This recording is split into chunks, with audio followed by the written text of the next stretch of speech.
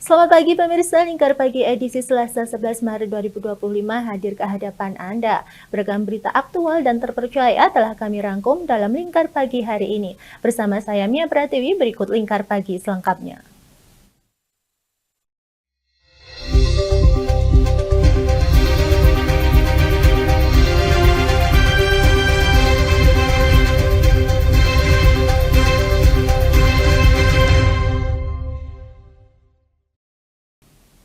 Pemirsa, pemerintah Kota Bekasi menggebut perbaikan jembatan Kemang Pratama yang ambles akibat diterjang banjir. Pengalihan arus lalu lintas sementara dilakukan sambil menunggu perbaikan jembatan permanen selesai.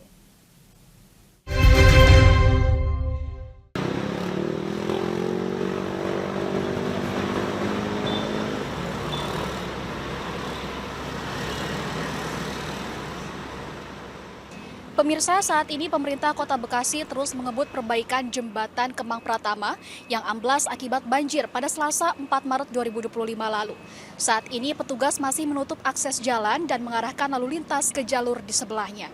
Pada hari ini Minggu 9 Maret terlihat sejumlah alat berat masih dikerahkan untuk memperbaiki jembatan yang menjadi akses warga perumahan Kemang Pratama, Pekayon, dan Rawalumbu. Adapun untuk memperbaiki jembatan ini pemirsa diprediksi akan membutuhkan waktu selama 15 hari sebab terdapat kendala berupa tanah longsor di sekitar struktur jembatan. Untuk itu, agar warga tetap memiliki akses dan dapat beraktivitas seperti biasa, selain mengarahkan lalu lintas ke jalur di sebelahnya, Pemkot Bekasi bersama TNI Angkatan Darat juga memutuskan untuk membangun jembatan sementara sambil menunggu perbaikan jembatan permanen selesai. Jembatan sementara ini pemirsa nantinya hanya dapat dilintasi oleh kendaraan kecil saja, sedangkan kendaraan besar seperti truk dilarang melintas. Jembatan sementara ini pun ditargetkan rampung hari ini. Perbaikan jembatan Kemang Pratama Bekasi ini sesuai dengan instruksi Menteri Koordinator Bidang Infrastruktur dan Pembangunan Kewilayahan Agus Harimurti Yudhoyono yang pada Kamis 6 Maret lalu meninjau lokasi ini bersama Menteri Koordinator Bidang Pembangunan Manusia dan Kebudayaan Pratikno dan Kepala Badan Nasional Penanggulangan Bencana Suhartoyo. Kemudian pemirsa, selain perbaikan jembatan, pembersihan sungai di bawah jembatan juga dilakukan untuk mencegah banjir kembali terjadi di area ini. Mengingat banyak sampah yang terbawa derasnya arus banjir dan menumpuk di bawah jembatan. Pemirsa, sepekan usai banjir, kondisi perumahan Villa Nusa Indah di Kabupaten Bogor, Jawa Barat pada Senin 10 Maret terpantau masih dipenuhi lumpur tebal dan sampah. Sebelumnya, banjir melanda perumahan tersebut dengan ketinggian air mencapai 1,5 hingga 3 meter pada Selasa lalu. Sebelumnya, banjir melanda perumahan Villa Nusa Indah Bogor, Jawa Barat pada Selasa 4 Maret dini hari dengan ketinggian air mencapai 1,5 hingga 3 meter.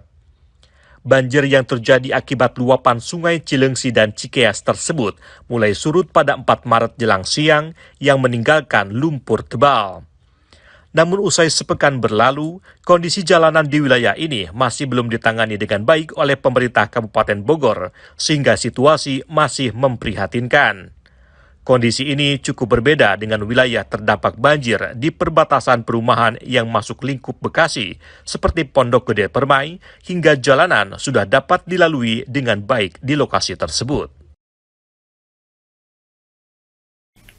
Pasca polemik PHK PT Sri Rejeki Isman Sritek Sukoharjo membuat sejumlah pihak bereaksi. Salah satunya adalah Konfederasi Serikat Pekerja Indonesia KSPI Jawa Tengah. KSPI Jateng membuka posko pengaduan untuk para buruh yang belum mendapatkan hak-haknya seperti pesangon, surat PHK, surat pengalaman kerja, tunjangan hari raya, sampai jaminan hari tua.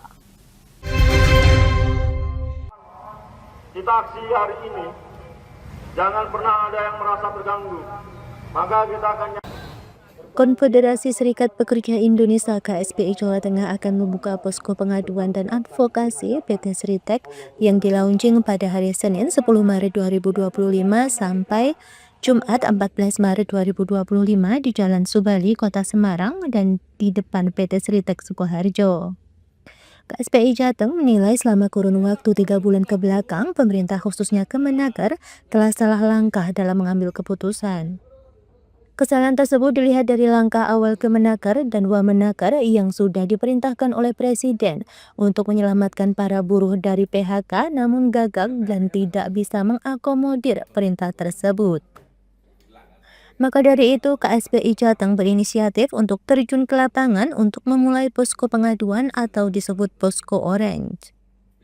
Posko tersebut bertujuan untuk mendata para buruh yang belum mendapatkan hak-haknya seperti pesangon, surat PHK, surat pengalaman kerja, tunjangan hari raya, sampai jaminan hari tua. Kami dari KSPI Jawa Tengah selama 3 bulan ini menganalisa terkait dengan kasus yang ada di PT Sritek di Sukoharjo. Hari ini kami baru bisa menyampaikan sikap terkait dengan sikap KSPI terhadap kasus Sritek ini. Yang pertama, memang kami sampaikan teman-teman bahwa besok kita akan launching terkait dengan posko pengaduan dan advokasi PT Sritek yang akan kita launching hari 2, yaitu di Kota Semarang di Jalan Subali, dan yang kedua di depan PT Sritek di Sukoharjo. Sikap kami dari KSPI Jawa Tengah hari ini mengeluarkan sikap yang memang harus langsung terjun ke lapangan. Mengapa seperti itu? Karena dalam kurun waktu 3 bulan ini banyak sekali menurut kami langkah-langkah yang dilakukan oleh pemerintah, termasuk Kemenaker. Ini sangat menurut kami ketika orang diberikan tugas tanpa ilmu jadinya seperti ini. Justru menurut kami kesalahan Sritek ini yaitu langkah Kemenaker awal yang tadinya sudah diperintahkan oleh Presiden Republik Indonesia untuk menyelamatkan, justru Kemenaker, apalagi Menteri Tenaga Kerja Pak Yasri dan Ebenezer itu tidak mampu, malah justru mempermalukan Presiden Republik Indonesia sekarang. Justru perintahnya menyelamatkan tapi tidak bisa menyelamatkan. Nah, makanya kami menyikapi hari ini. Yang kedua, kami akan terjun langsung ke lapangan. Hari ini kita akan prepare, besok kita akan mulai posko pengaduan yang bertujuan posko itu kami sebut dengan posko oren. Posko oren di bawah KSPI. Kita akan mendata siapa yang belum dapat pesangon, siapa yang belum mendapat THR, siapa yang belum mendapat pengalaman kerja, paklering, dan lain-lain sebagainya hak-hak buruh. Artinya kami menyingkapi bahwa Sritek ini harus diselamatkan memang sesuai dengan perintah Presiden Republik Indonesia itu sudah melalui pertimbangan yang matang. Ini akan menjadi dampak nasional. Sementara soal langkah-langkah pemerintah provinsi, Pemprov Jateng, KSPI Jateng mengapresiasi lewat kebijakan Gubernur Ahmad Lutfi yang peduli dan tanggap dalam mengatasi permasalahan ini. Dari Kota Semarang, Rizky Sahrul, Lingkar TV melaporkan. Koperasi Merah Putih saat ini menjadi topik hangat di kalangan masyarakat, terutama di kalangan kepala desa. Berbagai polemik muncul seiring dengan isu bahwa keberadaan koperasi ini dapat menghambat pembangunan dan kesejahteraan desa. Bahkan baru-baru ini terdengar kabar bahwa sejumlah kepala desa berencana menggelar aksi di Jakarta sebagai bentuk protes.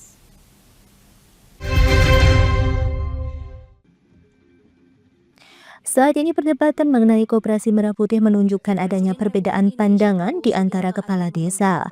Sejumlah kepala desa optimis keberadaan koperasi tersebut nantinya akan memperkuat ekonomi desa, sementara yang lain khawatir akan dampak negatifnya. Kepala Desa Mojowarno, Kecamatan Kaliori, Rembang, Sumanto mengungkapkan pandangannya mengenai Koperasi Merah Putih. Dirinya mengaku mendukung program ini, namun dengan satu catatan penting, Kementerian Dalam Negeri Kemendagri harus melakukan survei langsung ke lapangan untuk memahami kondisi dan kebutuhan setiap desa. Dengan begitu, nantinya dapat memastikan bahwa koperasi tersebut akan memberikan dampak positif, bukan justru menghambat keberlanjutan badan usaha milik desa, BUMDes. Ya setuju saja, tapi harus melihat situasi kondisi dari pemerintahan dari desa-desa juga. Jangan sampai terjadi hal yang tidak kita inginkan. Harusnya pemerintahan itu menurunkan intelijennya dari pengurusnya ke desa-desa. Apa desa itu perlu dikasih bantuan segini apa tidak, apa layak tidak. Ya, itulah kita harus merilis dulu, jangan sampai pemerintahan langsung menyampaikan seperti itu. Ya. Artinya nanti juga akan ada dampaknya nggak Pak buat BUMDes sendiri Pak? Ya tetap ada. BUMDes itu kan sudah ibaratnya hasil BUMDes itu bisa dikelola dengan masyarakat dan pertanggungjawabannya kepala desa. Kalau ada apa-apa itu ya kepala desa. Nah itulah dari BUMDes itu ketahanan pangan masuknya ya ke BUMDes bakalan. Kita harus mengelolanya dengan sebaik-baiknya. Jangan sampai salah langkah, itu saja. Oke, untuk adanya isu ada demo dari kepala desa itu kalau di Rembang sendiri seperti apa? Kami kemarin dari kepala desa tidak ada demo masalah Koperasi Merah Putih, tidak ada. Saat disinggung terkait akan adanya aksi protes Kades, Sumanto mengaku belum menerima informasi terkait aksi tersebut. Meskipun demikian, dirinya menyatakan bahwa banyak kepala desa lain yang menyampaikan keluhan mengenai rencana koperasi ini. Dari Rembang, Vicky Rios, Lingkar TV melaporkan. Laksanakan perintah Presiden Republik Indonesia Prabowo Subianto, Bupati Pati Sudewo meminta seluruh kepala desa untuk segera membentuk Koperasi Desa Merah Putih. Koperasi ini sebagai sarana distribusi gas LPG, sembako, alat pertanian hingga mendukung program makan bergizi gratis.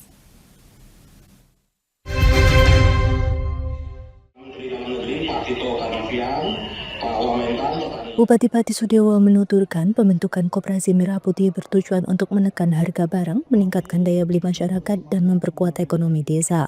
Nantinya pendirian koperasi bakal menggunakan dana desa dengan tambahan dari APBN atau Bank Negara jika diperlukan. Seluruh desa di Kabupaten Pati ditargetkan membentuk koperasi ini pada Juli 2025.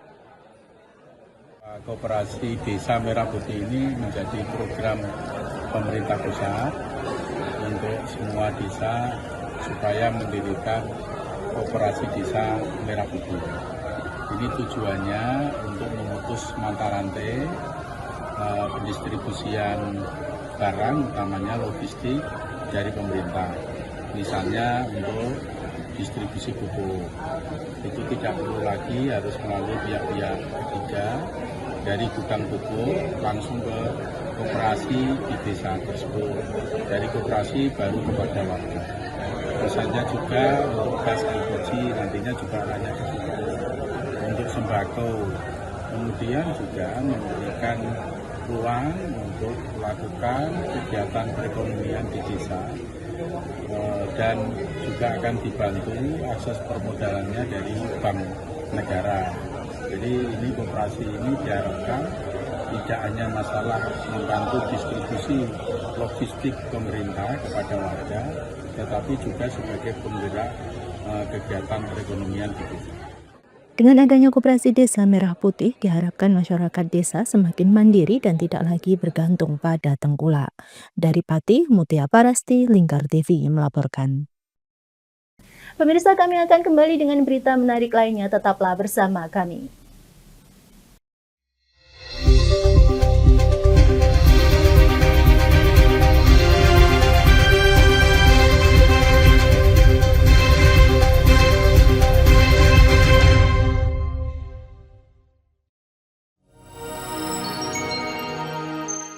Selain si retinol ini, kalau gitu ngomongin retinol, apa sih dok sebenarnya retinol itu? Bagus nih programnya. Yang saat ini ya kayaknya sudah beberapa tahun yang Wah, lalu. boleh banget nih ditonton setiap hari. Meanwhile,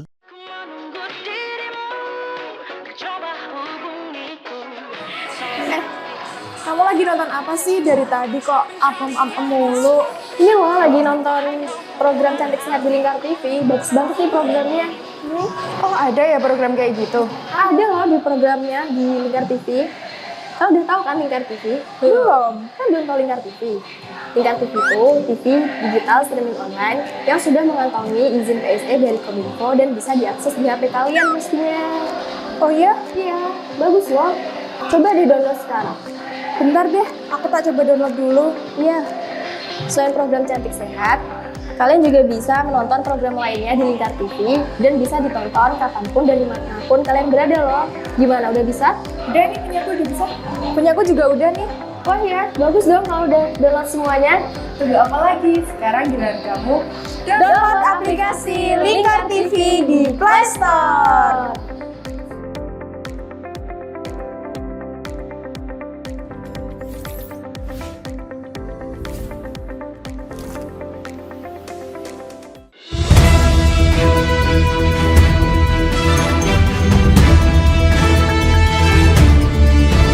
Menemani pagi Anda dengan menyajikan berita nasional dan regional yang dikupas secara akurat dan aktual untuk awali hari. Dalam Lingkar Pagi, setiap Senin hingga Sabtu jam 8 pagi hanya di Lingkar TV.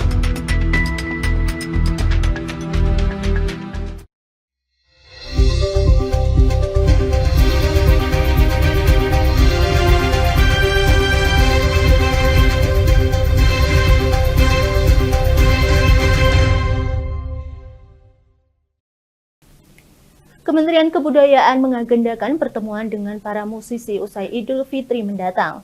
Pertemuan tersebut bertujuan membahas upaya-upaya perlindungan terhadap hak cipta.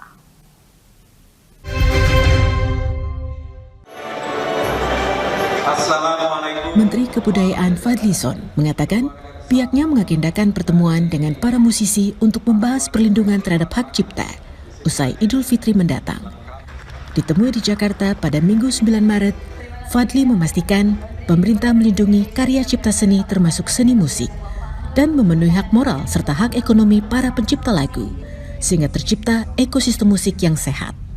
Saya kira kita akan ketemu nanti, harus duduk bersama, termasuk juga dengan para musisi, penyanyi, pencipta lagu, kemudian juga dengan LMKN-nya, ya, jadi dengan semua stakeholder kita harus duduk bersama, merumuskan win-win solution, jadi semuanya mendapatkan manfaat gitu ya.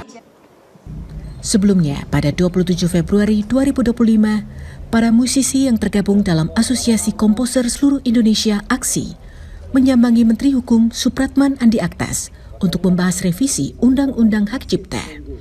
Dalam pertemuan tersebut, Ketua Umum AKSI Satrio Yudi Wahono alias Piu Padi menyampaikan usulan perbaikan pada beberapa pasal dalam Undang-Undang Hak Cipta yang kerap disalah-tafsirkan oleh para pengguna karya cipta. Hal tersebut menurutnya menyebabkan banyak pencipta lagu tidak mendapatkan haknya.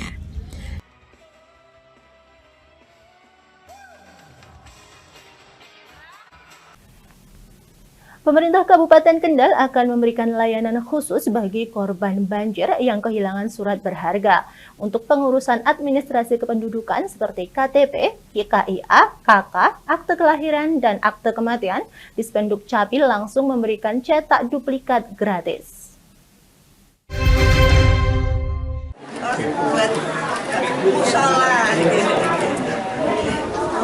Dinas Kependudukan dan Pencatatan Sipil Dispenduk Capil Kendal launching layanan inovasi pelayanan administrasi kependudukan korban bencana disingkat PAKBANA. Launching dilakukan di Balai Desa Kebon Harjo, Kecamatan Patebon, sekaligus menyerahkan adminduk warga korban banjir dan pengobatan gratis. Kepala Dispenduk Capil Kendal, Ratna Musatika Ningsih menjelaskan program PAKBANA bertujuan untuk memberikan kemudahan akses bagi masyarakat yang terdampak bencana alam dalam memperoleh kembali dokumen kependudukan penting seperti kartu tanda penduduk, kartu keluarga, dan akte lahir. Ini adalah penyerahan dokumen administrasi kependudukan yang dilaporkan oleh Kepala Desa Lanji dan Kebon Harjo dari warga yang hilang kepada kami. Jadi hari ini penyerahan secara massal administrasi kependudukan yang hilang. Namun demikian sebelumnya juga ada yang mandiri ke kantor kami karena kami juga buka untuk posko Lanji dan Kebon Harjo. Gratis dan sekaligus ini kami belajar dari bencana kemarin, terinspirasi, kemudian lahirlah PAKBANA. pelayanan administrasi kependudukan bagi korban bencana. Sementara itu, Bupati Kendal Diah Kartika Permanasari mengatakan peluncuran program Pakbana merupakan upaya konkret dari Pemda untuk meningkatkan kualitas pelayanan kepada masyarakat, khususnya bagi mereka yang sedang menghadapi kesulitan pasca bencana.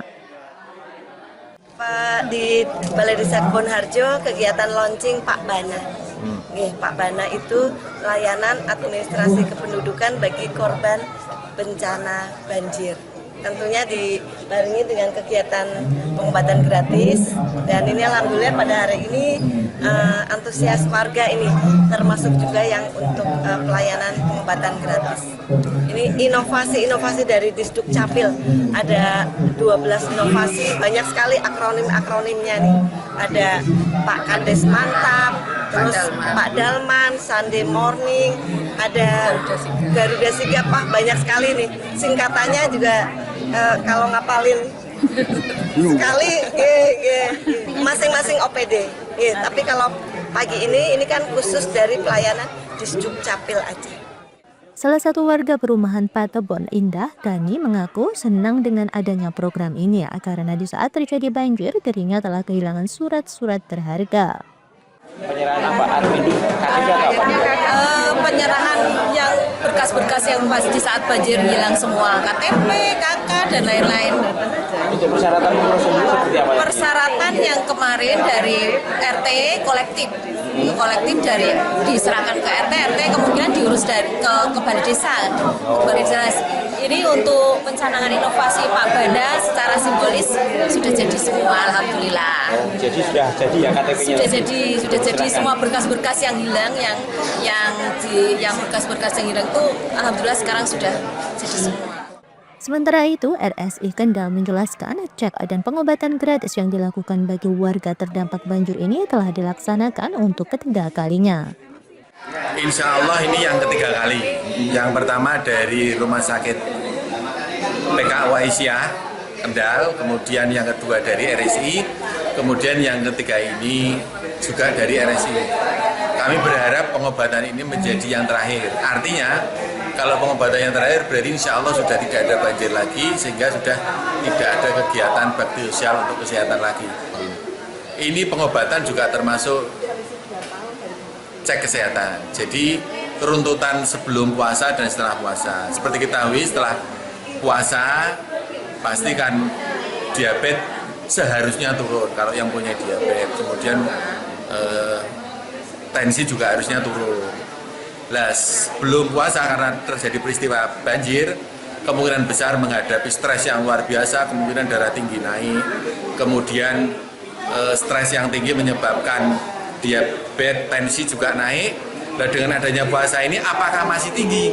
Kalau masih tinggi berarti perlu rujukan lain. Nah, fungsi pengobatan itu adalah antara sebelum, kemudian, dan setelah. Dari Kendal, Jawa Tengah, Wahyudi, Alingkar TV melaporkan.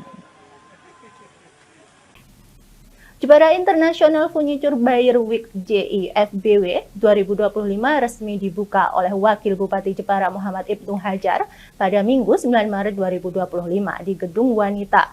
Event ini tidak hanya menjadi ajang pameran saja, melainkan juga simbol kebangkitan industri furniture Jepara di kancah global.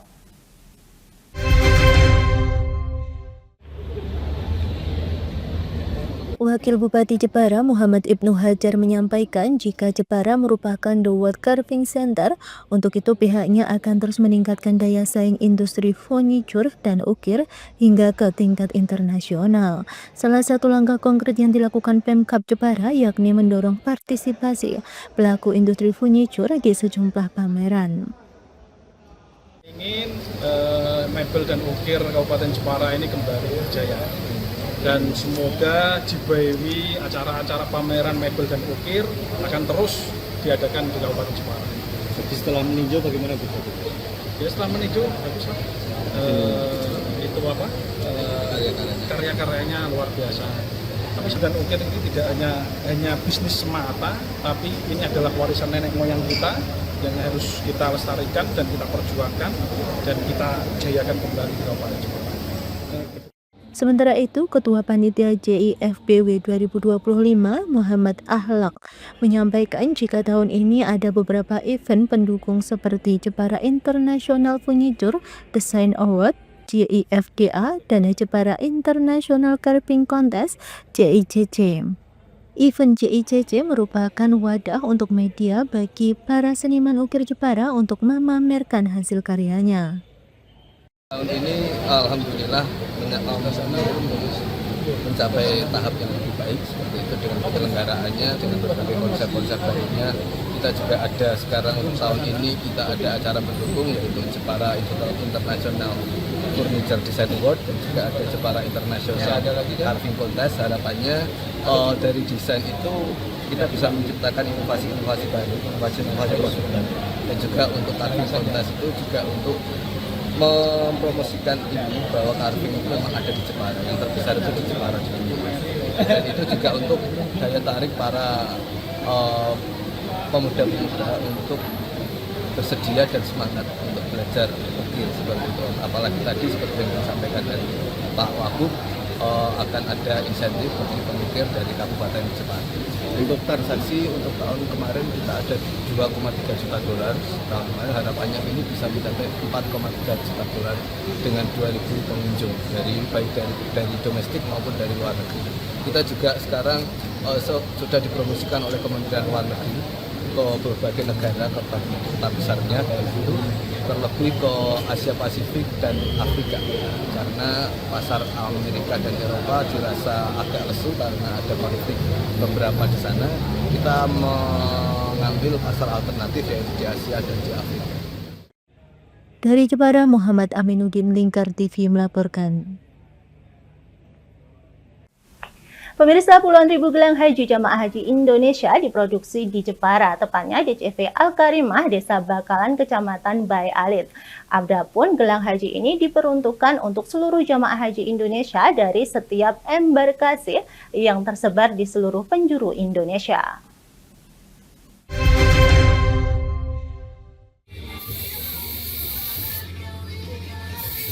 Pemilik CV Al-Karimah Bandi menyampaikan sejak tahun 2009 pihaknya diberikan kepercayaan oleh Kemenak RI untuk memproduksi gelang haji untuk identitas jamaah haji Indonesia. Untuk tahun ini 221.000 gelang haji untuk para jamaah dan sekitar 2.000 gelang haji untuk petugas haji Indonesia akan diselesaikan sebelum waktunya. Bandi mengaku jika tahun ini terlambat untuk memulai produksi gelang haji, pasalnya baru memulai 1 minggu sebelum Ramadan. Meski begitu, dirinya tetap menargetkan pembuatan gelang haji dapat selesai sebelum waktunya.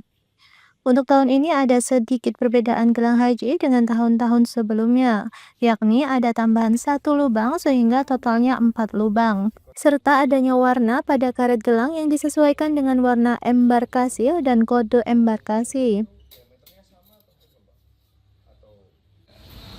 Untuk produksi tahun ini kuota murni itu 221.000, untuk reguler ditambah petugas sekitar 2.000-an mungkin 2.000. Nah, mulai saya sebenarnya sudah terlambat, seharusnya sebelum puasa min 1 bulan itu sudah produksi.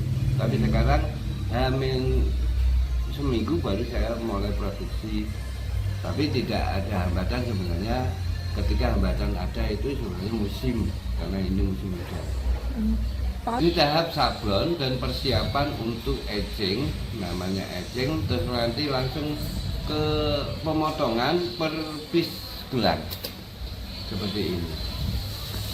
Nanti ini sudah mulai proses pemotongan. Jadi kita sirkulasinya sudah mulai potong, ini sudah bisa mencetak beberapa gelang, bisa 7.000 per hari. Dari Jepara, Muhammad Aminuddin, Lingkar TV melaporkan. Pemirsa, kami akan kembali dengan berita menarik lainnya, tetaplah bersama kami.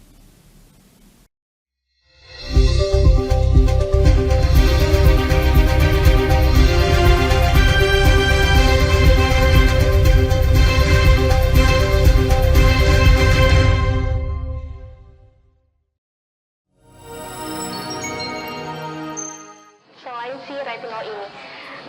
Coach itu ngomong retinol apa sih dok sebenarnya retinol itu? Bagus nih programnya. Yang saat ini ya kayaknya sudah beberapa tahun yang Wah, boleh banget nih ditonton setiap hari. Meanwhile,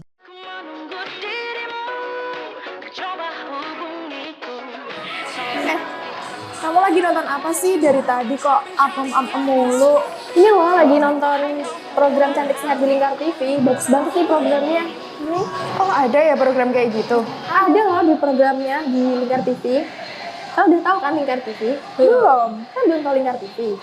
Lingkar TV itu TV digital streaming online yang sudah mengantongi izin PSE dari Kominfo dan bisa diakses di HP kalian mestinya. Oh iya? Iya, bagus loh. Coba di download sekarang. Bentar deh, aku tak coba download dulu. Iya. Selain program Cantik Sehat, kalian juga bisa menonton program lainnya di Lingkar TV dan bisa ditonton kapanpun dan dimanapun kalian berada loh. Gimana, udah bisa? Udah nih, punyaku udah bisa. Punyaku juga udah nih. Wah ya, bagus dong kalau udah download semuanya. Tunggu apa lagi? Sekarang giliran kamu download aplikasi Lingkar TV di Play Store.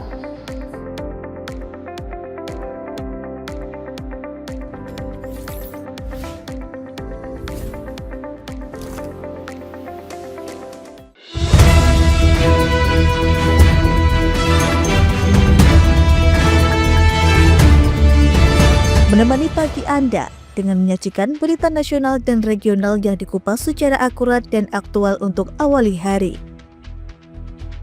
Dalam Lingkar Pagi, setiap Senin hingga Sabtu jam 8 pagi hanya di Lingkar TV.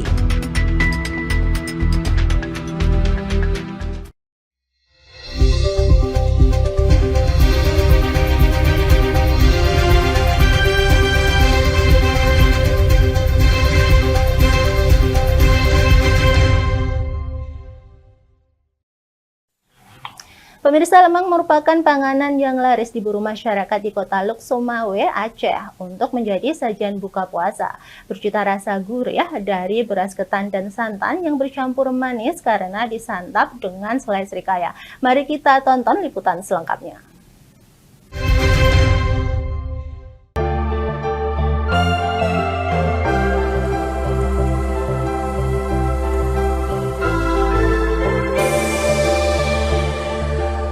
Lemang yang terbuat dari campuran beras ketan dan santan, serta dimasak menggunakan bambu tipis, merupakan salah satu penganan primadona saat Ramadan di seluruh Provinsi Aceh, terutama di kota Lok Sumawe.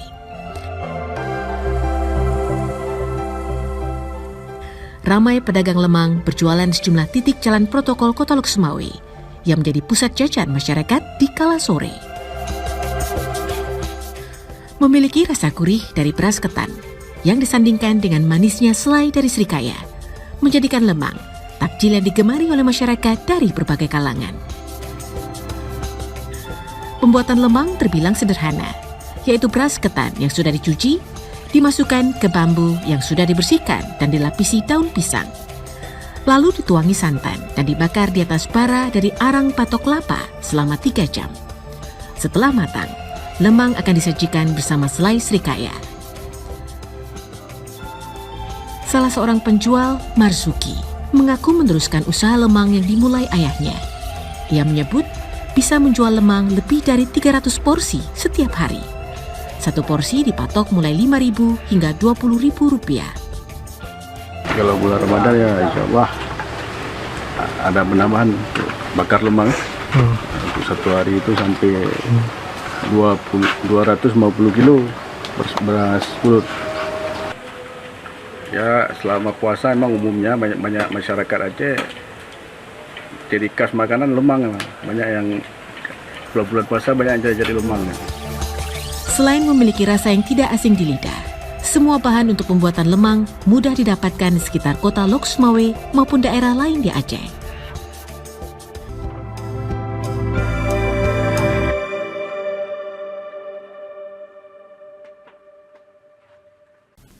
Pemirsa, kitab suci Al-Quran berusia 400 tahun menjadi bukti penyebaran agama Islam di Sulawesi Selatan. Kitab ini ditulis pada 1625 oleh Syekh Abdullah As-Sufi, kemudian dikembangkan oleh para ahli penulis Al-Quran pada masa pemerintahan Raja Gua ke-14.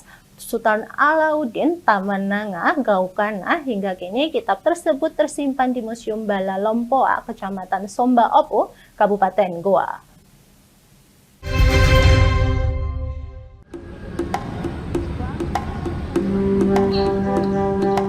Di Museum Bala Lompoa, Kecamatan Sombaopu, Kabupaten Goa, Provinsi Sulawesi Selatan, tersimpan sebuah artefak berharga yang menjadi saksi bisu perjalanan Islam di Sulawesi Selatan.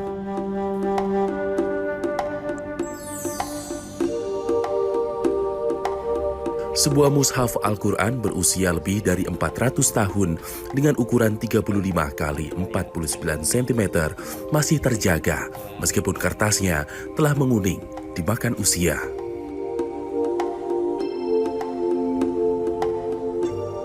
Ini adalah goresan tinta tangan ulama Syekh Abdullah As-Sufi yang kemudian dikembangkan oleh para ahli penulis Al-Quran pada masa pemerintahan Raja Goa ke-14 Sultan Alauddin Tamenanga Gaukana.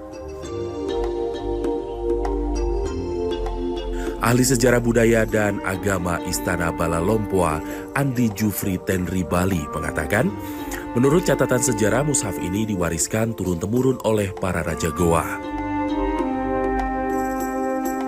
Salah satu yang turut menjaga keberadaannya adalah Raja Goa ke-32 Kumala Barani Karaeng Maparang Sultan Muhammad Abdul Qadir.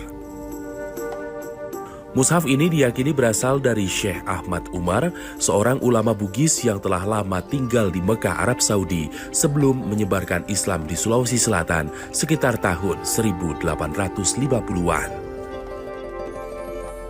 Syekh Ahmad Umar berkesempatan menulis sebuah kitab suci Al-Quran, mushaf Al-Quran di Tanah Suci Mekah. Hasil tulisannya ini dibawa ke Sulawesi Selatan, diantaranya ada diserahkan ke Kerjang Wajo, satu diserahkan kepada Kerjang Bone, kemudian Raja Bone menghadiahkan Raja Goa. Andi Jufri menambahkan Islam resmi dianut oleh para penghuni kerajaan Goa pada tahun 1605. Penyebarannya erat kaitan dengan kedatangan 3 ulama besar dari Sumatera Barat, yakni Dato' Ribandang, Dato' Ritiro, dan Dato' Patimang. Sejak itu, Islam semakin berakar di kerajaan Goa. Mewartakan.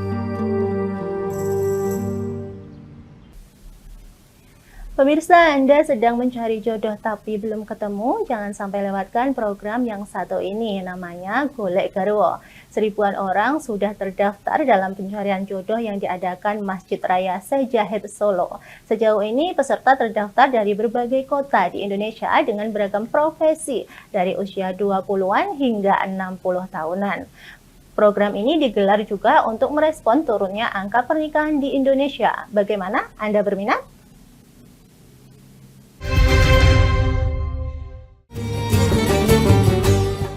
Seribuan peserta ikut program Golek Garwo atau mencari jodoh di Masjid Raya Syekh Zayed Solo.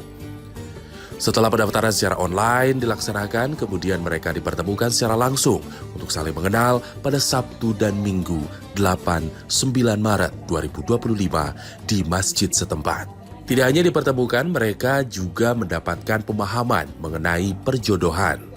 Direktur Operasional Masjid Raya Syekh Zayed Munajat mengatakan, selain sebagai wadah bagi para lajang atau jomblo untuk menemukan jodohnya, program ini juga merespon keprihatinan akan adanya tren penurunan angka pernikahan di Indonesia.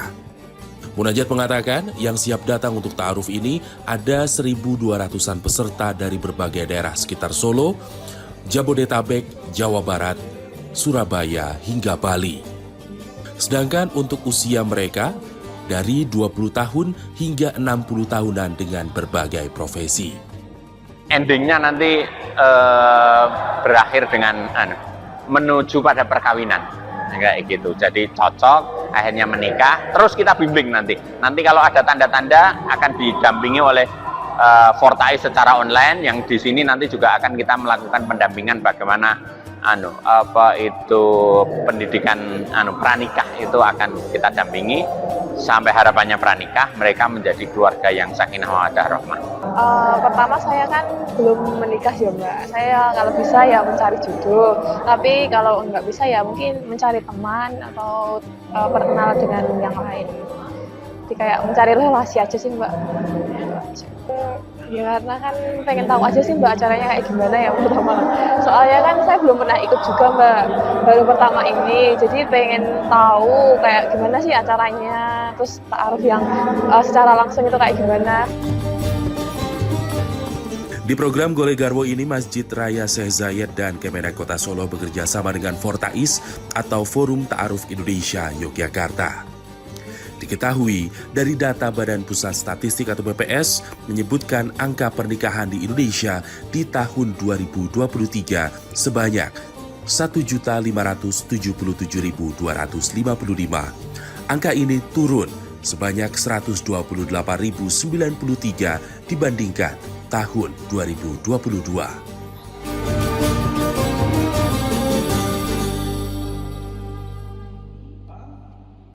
Pemirsa, kami akan kembali dengan berita menarik lainnya. Tetaplah bersama kami.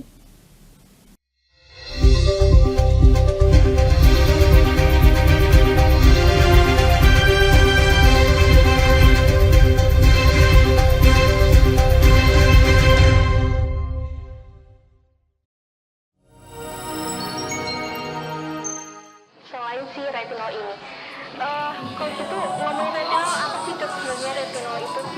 Bagus nih programnya. Yang saat ini ya kayaknya sudah beberapa tahun yang Wah, boleh banget nih ditonton setiap hari. Meanwhile,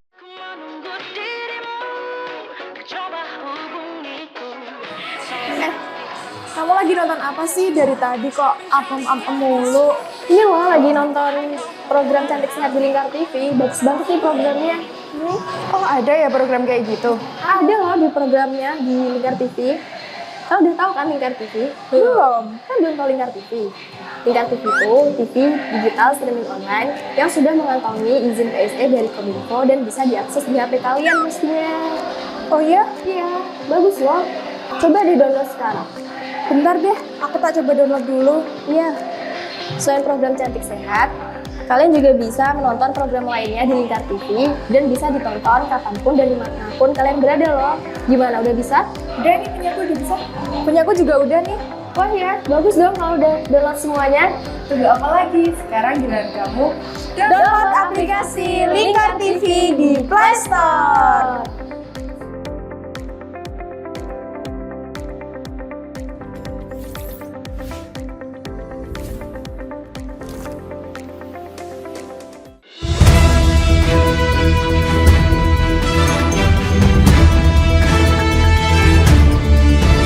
Menemani pagi Anda dengan menyajikan berita nasional dan regional yang dikupas secara akurat dan aktual untuk awali hari. Dalam Lingkar Pagi, setiap Senin hingga Sabtu jam 8 pagi hanya di Lingkar TV.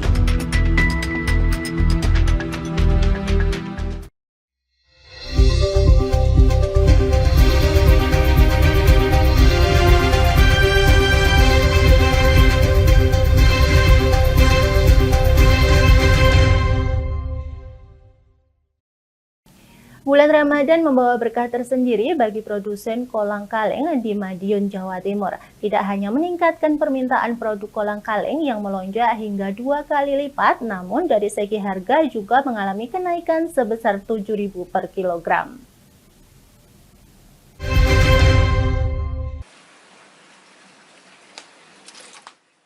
Bulan suci Ramadan selalu membawa berkat tersendiri, seperti yang dialami oleh produsen kolang-kaling di Desa Padas, Kecamatan Dagangan, Kabupaten Madiun, Jawa Timur.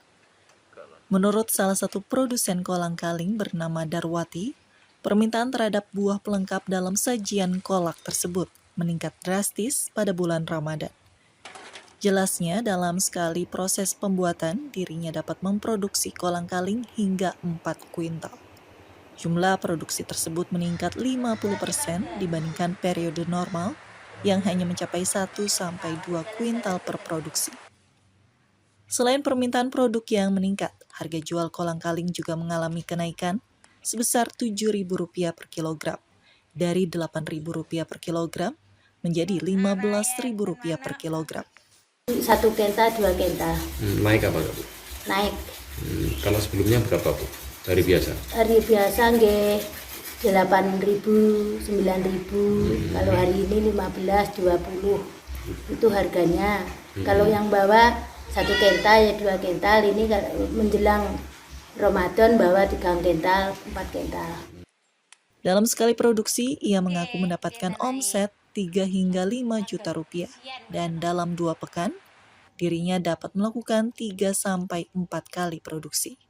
Sementara itu, untuk pemasaran, menurutnya sudah ada pedagang dari sejumlah pasar tradisional di kota dan Kabupaten Madiun yang datang langsung ke rumah produksinya.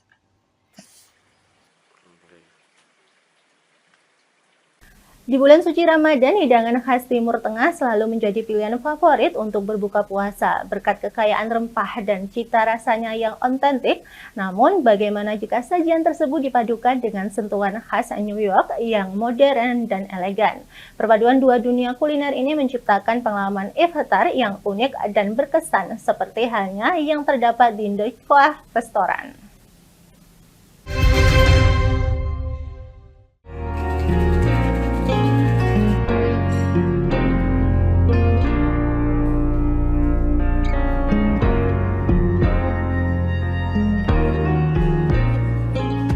Ramadan selalu identik dengan hidangan khas Timur Tengah yang kaya rempah dan aroma. Namun bagaimana jika kekayaan rasa itu dipadukan dengan sentuhan modern ala New York? Nampaknya dapat menciptakan pengalaman baru dalam bersantap. Ya, pengalaman tersebut bisa dirasakan di The Coach Restoran Jakarta, restoran pertama di dunia milik jenama fashion mewah Coach.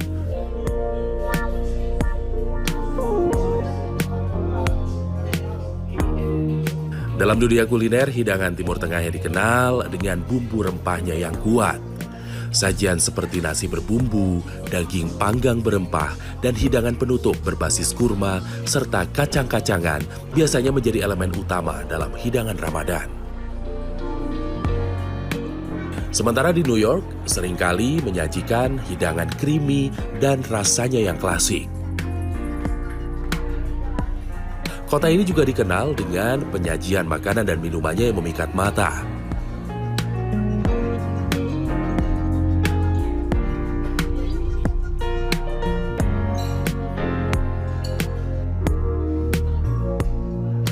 Teknik memasak ala restoran bintang 5 yang memadukan sentuhan modern dalam penataan menjadikan hidangan khas New York ini menarik perhatian. Seperti halnya turmeric rice pilaf dengan Tuesday prime short rib dimasak dengan teknik fire roasting. Menu lainnya seperti velvety tomato soup yang creamy, cheese puffs yang chewy, hingga chicken parmigiana dengan saus marinara yang lumer di mulut merupakan inovasi restoran ini dalam menciptakan pengalaman bersantap yang lebih modern tanpa meninggalkan nilai tradisi.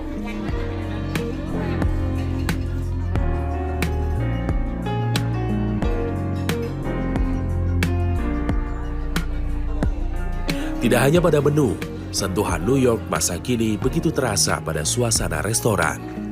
Dari mulai peralatan makan hingga interior desainnya yang khas, ditambah pencahayaan yang hangat, membuat suasana menikmati hidangan semakin istimewa.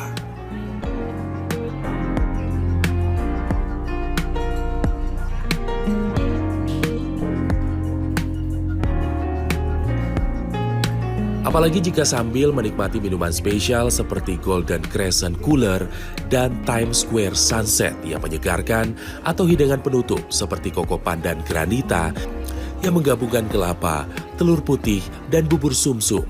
Juga menu Pekan Date Sundae. Ya, di kota New York, Amerika Serikat, es krim sundae ini adalah hidangan penutup populer yang diperkirakan muncul pada abad 19. Dan di The Coach Restoran ini, kita bisa mencicipi es krim sundae khas New York tersebut dengan cita rasa khas Timur Tengah karena es krimnya ini dipadukan dengan kacang pecan dan juga kurma mejol. Kita cobain ya.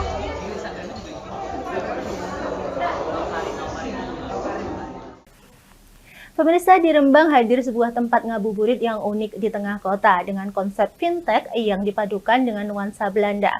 Kafe ini menjadi satu-satunya tempat yang menyajikan pengalaman berbeda bagi para pengunjung.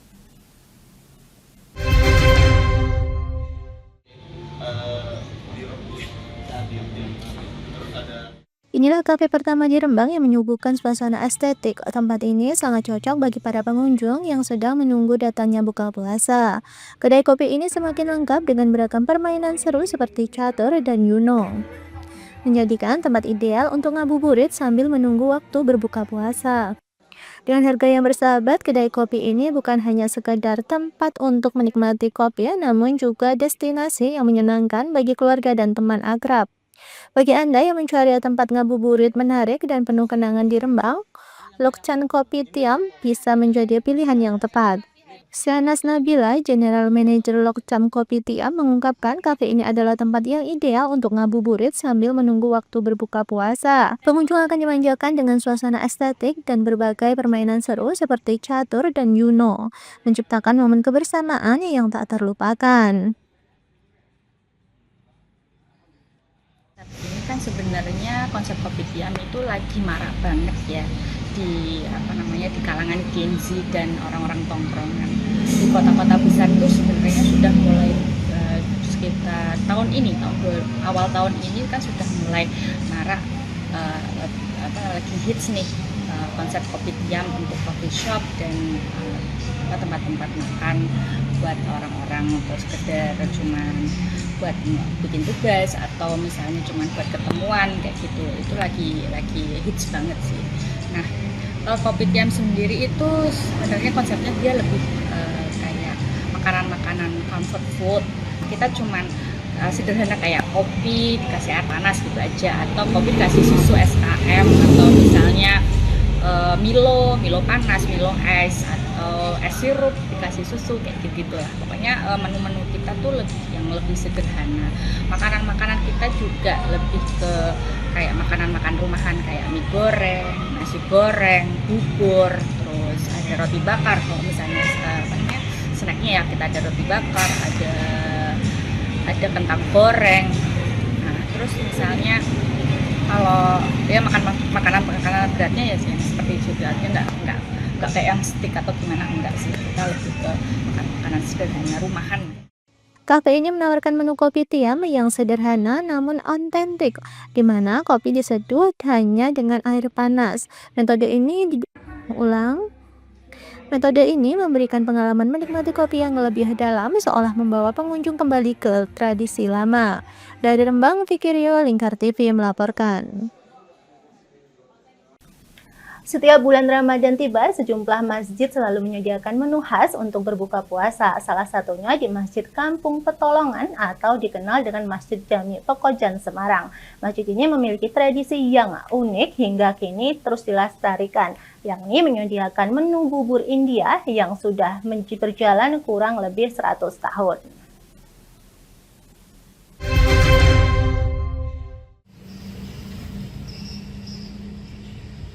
Penyajian bubur India untuk berbuka puasa sendiri berawal dari kebiasaan para pendiri Masjid Jami Pekojan yang berasal dari Gujarat, India. Mereka mempunyai kebiasaan mengawali berbuka puasa dengan makan bubur sehingga muncul penyebutan bubur India. Usai sholat zuhur, takmir masjid memulai pembuatan bubur India yang dipersiapkan sejak siang hari pukul 10 WIB dengan bumbu-bumbu seperti bawang merah, bawang putih, daun serai, jahe, daun pandan, serta beras. Selama kurang lebih 1 jam, bahan-bahan tersebut dimasukkan ke dalam kuali besar yang dipanaskan menggunakan kayu bakar dan diaduk berkali-kali agar bubur matang merata. Marbot Masjid Ahmad Pasirin atau Sirin menuturkan butuh 20 kg beras untuk menyediakan 300 porsi lebih bubur India setiap harinya. Berapa persiapan dari saya persiapannya mungkin dari jam 10 ya, saya 10 kan sudah ngeracik bumbu-bumbunya. Dan kalau habis zuhur kan sudah jadi semua, sudah masuk-masuk. Kalau mengatur seperti ini berapa lama Pak dari jam berapa? Ya, dari jam 12-an, ini jam 12 itu setengah 1 nanti. Berapa kilo Pak? 20 kilo, ini masaknya 20. Setiap hari? Nah, itu masaknya pakai itu ya Pak, kayu bakar ya Pak? Iya, masaknya kayu bakar. Pak, terus bubur ini disajikan untuk siapa Pak? Ya orang buka bersama atau untuk buka bersama siapa saja yang mau silakan. Dan sebagian dibagi kepada warga yang minta. Setelah asar, bubur India mulai dibagikan ke warga sekitar, kemudian menjelang maghrib, sejumlah takmir masjid menyiapkan mangkuk warna-warni yang disediakan bagi jamaah yang berbuka di masjid. Bubur India disajikan dengan lauk yang berbeda setiap harinya, antara lain sayur kari dan telur rebus atau sambal goreng. Selain itu juga, sajian menu bubur India ini dilengkapi dengan buah-buahan kurma, serta minuman teh atau coklat. Resep dan rasa dari bubur India tak pernah berubah sejak 100 tahun lebih. Menikmati bubur India ini sudah sering atau gimana Pak? Ya saya merasa bahagia aja, saya nikmati buka puasa bersama ini. Saudara-saudara Sudah sering atau gimana Pak? ya udah tahun ini saya di sini insya Allah tetap. Alhamdulillah ya, enak. Sudah sering atau gimana Pak? Sering. Sering. Dari tahun ya semenjak saya tinggal di Semarang 5 tahun udah makan sering di sini, sering berbuka di sini. Gimana Pak? Rasanya masih tetap sama? Masih tetap sama. Tetap sama ya? Dari turun temurun. Dari Semarang, Rizky Sahrul, Lingkar TV melaporkan. Pemirsa, Lingkar Pagi berakhir sampai di sini. Jangan lupa saksikan Lingkar Siang pada pukul 13 WIB. Saya Mia Pratiwi mewakili kerabat kerja yang bertugas pamit undur diri. Sampai jumpa dan selamat beraktivitas.